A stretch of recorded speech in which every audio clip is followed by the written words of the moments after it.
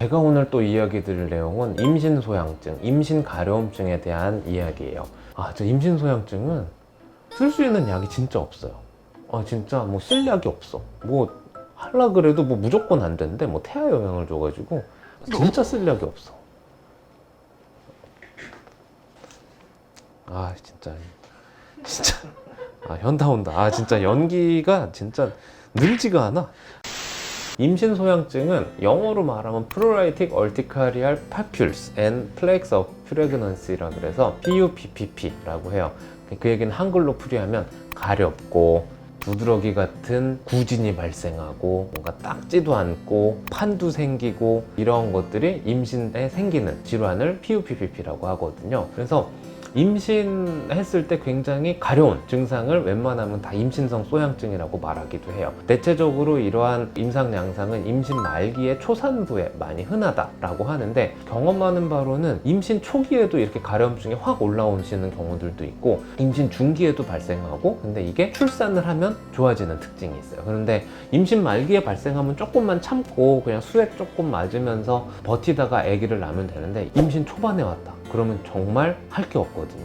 정말 괴로워요. 약을 쓰자니 태아 영향을 줄 수가 있고 혹시나 유산이 되지 않을까라는 우려가 있고요. 근데 그렇지만 우리가 할 수 있는 방법이 한 가지가 딱 있죠.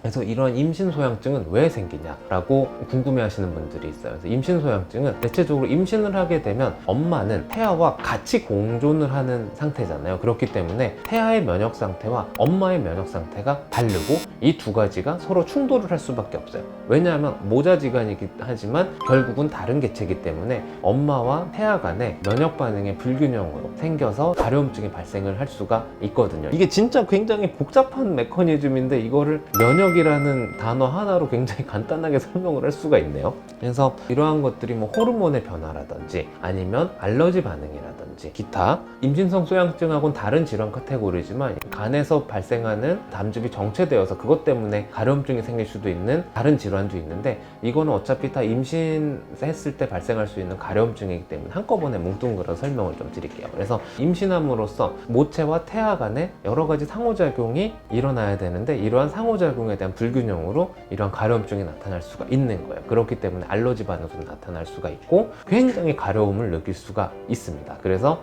이러한 임신소양증은 정말 간단하게 이렇게 설명을 드릴 수가 있을 것 같아요. 이거보다 더 자세한 걸 원하시면 그냥 병원에 오시면 제가 메커니즘별로 하나하나 다 설명을 드릴게요. 근데 머리 아프실 수도 있어요. 이런 임신소양증의 치료 방법은 생각보다 굉장히 원시적인 방법들이 많아요. 가려움증은 온도가 올라가면 더 가려울 수가 있거든요. 그렇기 때문에 온도를 낮춰주고 최대한 냉찜질이나 쿨링을 해주시는 것을 추천을 드리고요.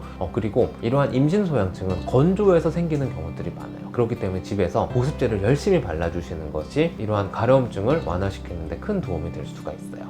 그리고 온도가 올라가면 가려움증을 유발할 수 있다고 제가 말씀드렸기 때문에 좀 헐렁한 옷을 입으시고 너무 딱 붙는 옷은 피해 주시는 것을 추천을 드려요.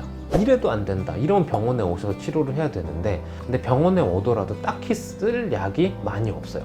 임신이 아닐 경우에는 그냥 항히스타민이나 스테로이드, 바르는 스테로이드 또는 보습제 처방을 해서 그냥 금방 좋아지게끔 하는데 쓸 약이 정말 없어요. 이게 왜 그러냐면 대부분의 항히스타민제나 스테로이드는 임신 카테고리 B나 C인 경우들이 많거든요. 그래서 태아에 영향을 줄 수가 있어서 정말 쓸 약이 없어요. 스테로이드나 항히스타민제는 임신 말기에는 어느 정도 써도 상관은 없게 되는데, 임신 중기에 스테로이드를 쓴다? 이렇게 되면 태아의 조산을 유발할 수가 있고 태아의 성장에 큰 영향을 줄 수가 있어요. 그래서 스테로이드는 웬만하면 안 쓰는 게 좋아요. 그래서 여러분들이 할 수 있는 굉장히 안전한 방법이 있어요. 그게 광선 치료거든요. 일주일에 한 2번에서 3번 정도 병원에 오셔서 광선 치료를 받으시면 정말 호전을 느끼실 수가 있으세요. 그래서 이건 뭐 제 자랑은 아니지만 네이버 후기에도 저희 병원이 많이 나오거든요. 그래서 임신소양증이 있는 경우에 광선 치료를 하게 되면 태아에 영향 없이 피부 표면에만 치료 용량의 자외선을 딱 받기 때문에 피부의 가려움증도 굉장히 많이 좋아지게끔 해줄 수가 있어요. 그리고 여러분들이 아셔야 될 게, 임신을 하게 되면 나라에서 지원도 많이 해주고 그렇기 때문에 광선 치료를 하게 되면 3-4천 원대의 치료를 받으실 수가 있습니다. 그래서 광선 치료가 임신소양증에서 꽤 큰 도움을 줄 수가 있기 때문에 저는 좋은 방법이다 라고 설명을 드리고 싶네요. 구독, 좋아요 근데 전 이런 거 별로 연연해하진 않아요. 진짜 안 오르면 어떡하지? 스테로이드 크림도 태아에 영향을 줄 수가 있지 않냐라고 걱정을 많이 해주시는데, 너무 많이 바르게 되면 문제가 있을 수가 있죠. 근데 그렇지만 어느 정도 약한 강도의 스테로이드제는 임신 소양증에 어느 정도 도움이 될 수가 있기 때문에 피부과 전문의 선생님과 충분한 상담을 거쳐서 처방을 받으셔서 도포해 주시는 것을 추천드려요.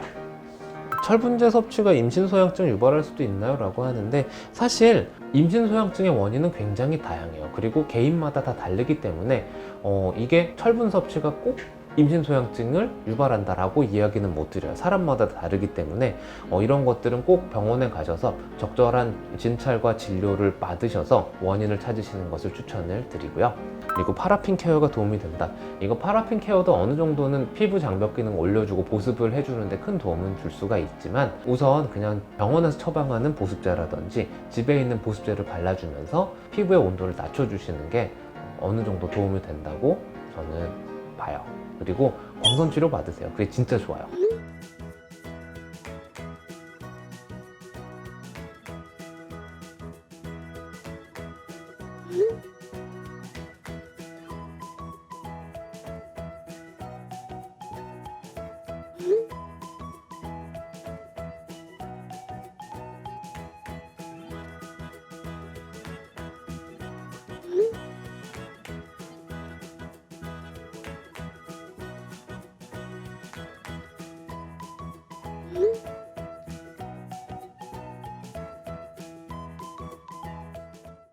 그래서 저는 여러분들의 임신했을 때 생기는 피부 관리, 피부 치료에도 최선을 다하고 있기 때문에 궁금하거나 이런 거 있으면 밑에 댓글 달아주시고 근처 피부과 전문의 병원을 찾아주시는 것을 추천을 드려요.